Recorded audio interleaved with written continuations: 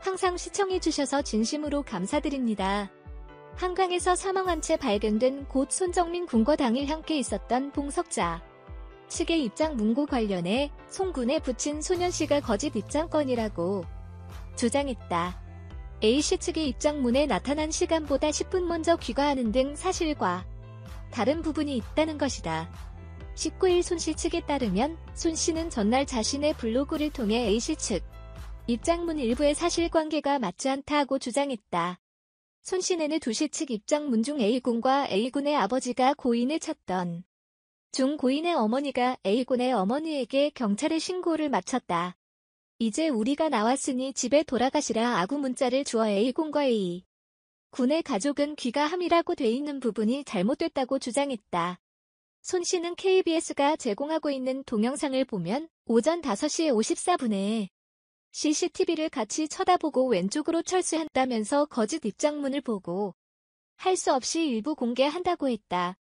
손씨 아내 문자 내역에 따르면 손씨 아내는 6시 3분에 A군을 데리고 들어가라는 문자를 보냈다. A씨 측 입장문에는 문자를 주고 난 뒤 비가 있다고 돼 있는데 실제 낸 가족 측이 문제를 보내기 10분 전에 철수했기 때문에 거짓이 청원이라는 것이다. 이 밖에도 손씨는 손권의 사건 당일 휴대폰 데이터 사용 내역을 공개했다. 손씨는 새벽 5시 35분께까지도 사용 내역이 인터넷 접속과 채팅이라고 나온다며 그리고 우리가 휴대폰을 전달받는 순간 딱 끊기고 제가 아내에게 받아서 여러 번 11시 넘어서 재개된다고 설명했다. 손씨는 우리가 모르는 백그라운드에서 움직이는 그런 것들이인지 아니면 누가 만져야 가능한 건지 몰라서 수술 후에 했다고 밝혔다. 한편 A씨 측은 지난 17일 변호인을 통해 밝힌 입장은 에서 A씨 가족 중 유력인사는 일절 존재하지 않는다며 도를 넘는 억측과 명예훼손을 삼가달라고 밝힌 상태다. 마지막으로 손정민 군 아버님이 유튜브 채널에서 남긴 경고성 발언을 보시겠습니다. 모두 진실이 박힐 때까지 함께 하자고요. 어제 한 인터넷 카페에서는 4월 30일 않고 수억 달이 부근에서 또 다른 주검을 발견하고 신고한 사람의 글이 올라왔는데요. 해당 인물은 4월 30일 금요일 밤 경찰에 신고했던 문제 내역과 보조 대에서 출동을 했다는 알림을 받은 문자를 공개했습니다. 그리고 해당 인물이 목격한 사람은 낡아 있는 연 320 선정 민국에 입은 효과는 다른 사람이라는 사실을 밝혔는데요. 인물뿐만 아니라 트위터에서 간포 덜덜이라고 검색하면 3위에 나오는 게시글이 있는데 해당 인물 역시 같은 날은 4월 30일 자신의 트위터에 경찰과 소방차가 출동한 사진을 올렸으니 카페 글을 거짓말이 아닌 것을 알 수 있습니다. 그렇다면 손정민 군이 발견된 4월 31일 한강에서 주검으로 발견된 사람은 최소 2명이라는 이야기가 됩니다. 그리고 손정민 군과 같은 날 발견된 이 중년의 남성에 대한 기사는 어디에서도 찾아볼 수가 없습니다.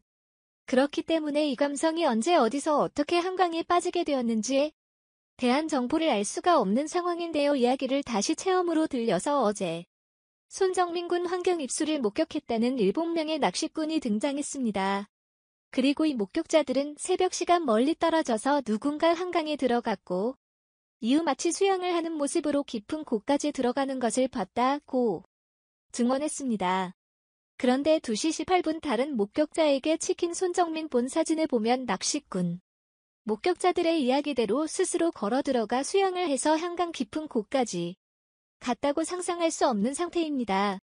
술을 먹고 정신도 못 차리는 사람이 뚜벅뚜벅 걸어서 한강으로 들어간 다음 평영을 하는 몸 동작을 하며 물 깊은 곳까지 들어갈 수 있을까요? 일단 낚시꾼 목격자가 증언은 내용은 거짓말이 아닐 가능성이 높습니다. 정말 누군가가 한강에 들어가는 장면을 봤을 수도 있습니다. 하지만 새벽 시간 빛도 거의 없는 장소 거기에 80에서 100m 떨어진 지점에서 물속에 들어가는 사람의 인상자계를 정확하게 파악할 수 있을까요? 초능력자가 아닌 이상 언뜻 사람인 것 같은 물체가 물속으로 들어가는 장면 정도만 파악할 수 있을 겁니다. 낚시꾼 목격자가 한강에 들어가는 누군가를 봤지만 해당 남성이 정말 손정민군인지 확인하기 위해서는 손정민 군과 같은 날은 4월 30일 밤에 발견된 중년의 남성을 주목해야 됩니다. 앞서도 이야기했듯이 중요한 남성에 대한 기상은 어디에서도 찾아볼 수가 없습니다. 7명의 낚시군 목격자가 목격한 인물이 손정민 군인지 아니면 이 중년 남성인지에 대한 조사가 필요한 시점이며 여러분들의 관심이 필요한 시점입니다. 해당 영상을 많이 공유해줘 보시고 손정민 군과 같은 날 발견된 중년 남성에 대해 아시는 분들은 약 3주 만에 처음으로 공식 입장을 밝혔습니다. 무려 17kg의 입장분에서 A는 16가지 의혹의 해명에 나섰습니다. 하지만 A의 입장 분위는 많지라는 단어가 6차례 기억하지 못해?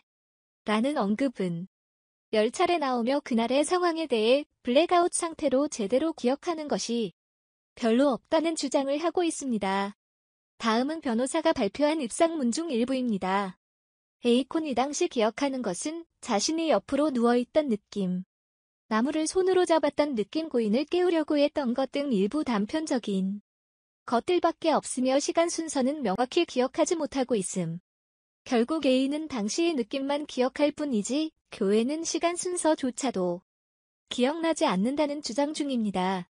하지만 A가 주장하는 블랙아웃 자체가 거짓말이라는 주장이 있어서 살펴보았습니다. 바로 그 단서는 A의 4,000명이 SNS 글입니다.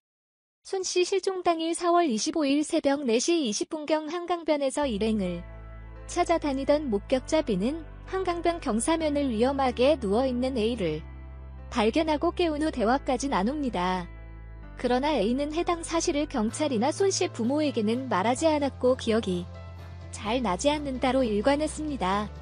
이 목격자 B의 목격담은 5월 13일 언론에 공개됐고 이후로도 A는 여전히 블랙아웃을 주장하고 있습니다. 하지만 신기하게도 A의 사촌 형은 4월 28일경 인터넷에 이렇게 글을 올립니다. 현재 사라진 실종자 분과 실종 당일 같이 있었던 제 사촌 동생에 대해 자세한 전후 관계도 모른 채 추측성 댓글을 다시는 보니 많아 말씀드립니다. 실종자 아버지의 블로그에는 실종자의 친구가 새벽 4시 반경 일어나 주섬주섬 자신의 물건을 챙겨서 귀가했다고 하죠. 여기서 빠진 단어가 있습니다. 제 사촌 동생은 새벽 4시 반 누군가가 깨워서 일어난 겁니다. 조금만 상식적으로 생각해보면 될 문제입니다. 누군가 제 동생이 실종자와 함께 조명에서 자고 있는 것을 보고 깨웠다. 면 과연 제 동생만 깨웠을까요? 라는 내용입니다.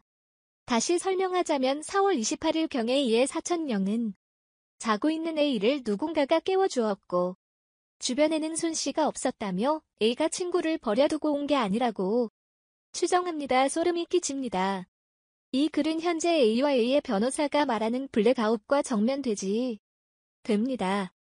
심지어 A 경찰 조사에서 누군가가 자신을 깨운 사실조차 기억나지 않는다고 진술했습니다. 느낌을 제외하고는 아무것도 기억이 나지 않는다고 블랙아웃을 주장한 A의 당시 상황을 A의 사촌형은 어떻게 알고 글을 적은 걸까요? A는 기억이 나지 않는다. 사촌형은 누군가가 A를 깨웠다.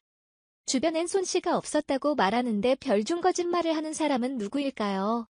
사촌형의 글을 조금 더 읽어보겠습니다. 더 일찍 실종자의 부모님에게 연락을 취하지 않았다고 비난을 받아야 할 상황인가요?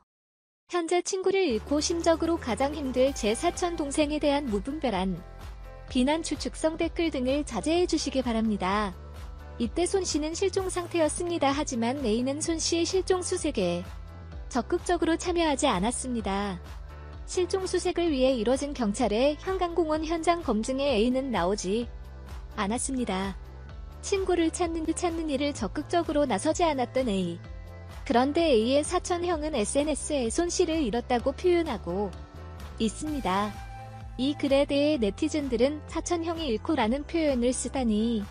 이때는 실종 상태인데 이 SNS는 4월 28일 시신이 발견된 것은 4월 30일인데 이분은 손 씨가 사망한 걸 안나 보네요. 선정민 군이 실종 상태일 때 사촌형의 친구를 잃고 괴로워하는 동생에게 추측성 댓글을 달지 말라고 하다니 소름이라는 반응입니다. 이로 인해 현재의 A는 술에 취해 블랙아웃인 상태가 아니라 당시 상황을 어느 정도 인지하고 있음에도 경찰 조사에서 기억이 잘 나지 않는다로 거짓말을 했다는 의심을 사고 있습니다. 한편 온라인에서는 4시 20분에 이를 깨운 웃겨 각자에 대한 의구심까지 터지고 있습니다. 앞서 다른 목격자들은 언론과 인터뷰를 하거나 천시보 친에게도 제보 사실을 알렸습니다. 이와 달리 해당 목격자는 5월 13일 경찰의 백브리핑을 통해서 뒤늦게 공개되었습니다. 하지만 어디서 발생한 오류인지는 알 수 없으나 당시 뉴스에서는 A를 발견하고 깨운 시간은 4시 20분과 4시 28분으로 해당 목격자가 술에 취해 있었다. 술을 마시지 않았다로 다르게 기사화되었습니다. 이후 A가 공원 CCTV에 4시 20분 이후로 모습에 지키자 4시 20분경에 이를 깨운 것으로 기사는 정정되어 있습니다. 이런 오류 때문에 네티즌들은 해당 목격자가 혹시 A 측에 의해 만들어진 목격자일 수 있다는 의심까지 하고 있지만 현재로서는 루머에 불과합니다. 명확한 것은 손 씨의 실종 당시인 4월 28일 경이인이 A의 사촌녀문 천 씨가 죽었다는 것을 은연중에 표현했고 새벽 4시 반경에 A를 깨운 사람이 있다고 오빠가 말했다는 사실입니다. 하지만 A는 자신을 깨운 사람이 있다는 사실도 전혀 알지 못한다고 경찰에서 진술했습니다. 한편 선 씨의 부모는 A의 입장문 발표에도 여전히 아들의 죽음에 풀리지 않은 의혹을 강하게 제기하고 있습니다. 손 씨의 아버지는 YTN 과의 인터뷰에서 실종 당일 새벽 3시 30분쯤 A가 자신의 부모와 연락한 것을 왜 자신에게 숨겼는지 그 이유는 입장문에서 밝히지 않았다며 A의 입장문에 불리한 정황에 대한 해명은 없었다고 거듭 강조했습니다. 손 씨는 SBS에도 A의 입자는 술 먹어서 기억이 안 난다는 원래의 대답과 변한 게 없다고 말했습니다. 또한 A와 아들이 친했다는 주장에 대해 친한 친구면 실종 당시 부모에게 전화를 했어야 되는 거고 그 전화하기 어려울 정도면 친한 친구가 아니다라며 A에 대한 서운함을 전했습니다. 여기에 손 씨 어머니는 월간 조선과의 인터뷰에서 A가 미리 전화로 알려줬더라면 정민이가 살 수 있었을 것이라고 주장했습니다. 또 엄마들끼리도 교류가 있었다며 서 씨 어머니는 A의 어머니와 자주 만난 사이였고 심지어 사건 전주에도 만났다고 밝혔습니다. 손 씨 어머니는 아들이 실종된 날 A의 어머니가 자신에게 바로 연락하지 않은 점이 가장 이해할 수 없다며 아이한테 무슨 일이 생겼는데 늦은 밤이라고 전화 못할 사이가 아니다. 저에게 전화를 100번은 하고도 남을 사이다 너무 이상하다라고 말했습니다. 끝으로 손 씨 어머니는 A가 진심으로 사죄하면 용서하겠느냐는 기자의 질문에 주검으로 돌아온 아이를 9건까지 해야 했다. 절대 용서할 수 없다고 단호히 말했습니다.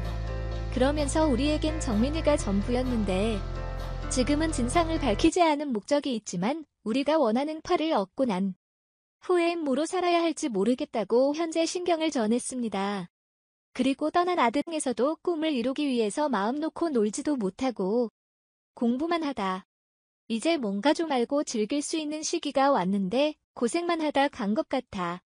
아이가 너무 아깝다고 토로했습니다. 이렇게 손 씨 부모의 아픈 입장에도 손 씨 사건의 진실 규명에 대한 전망을 어두워 보입니다. 대상은 프로파일러는 17일 YTN 라디오에 출연해 A의 입장문에 대한 이야기를 나누었습니다. 배 프로파일러는 A가 핵심적이고 본질적인 부분들에 대해서는 언급이 없고 여러 가지 추억들과 남살들에 대한 해명에만 주안점을 뒀다고 논평했습니다.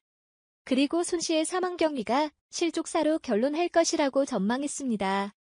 A에 대한 경찰 조사가 어느 정도 진행된 상황인데 아직 경찰에서 특별한 발표가 없는 것을 고려하면 이 사건이 실족사로 끝날 가능성이 높다는 것 아니냐는 진행자의 질문에 배 프로파일러는 제가 생각해도 또 그런 것 같다.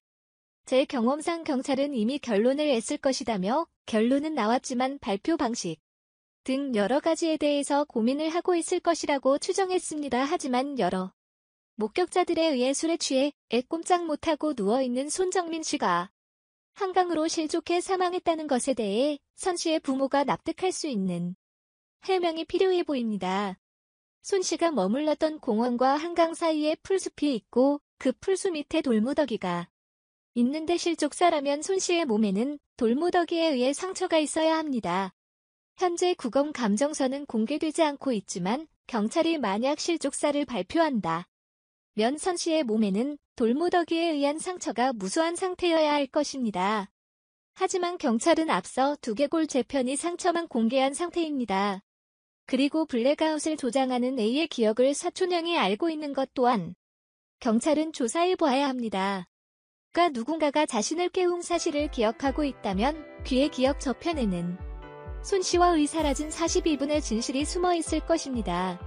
박성배 변호사는 YTN 라디오에서 이렇게 말했습니다.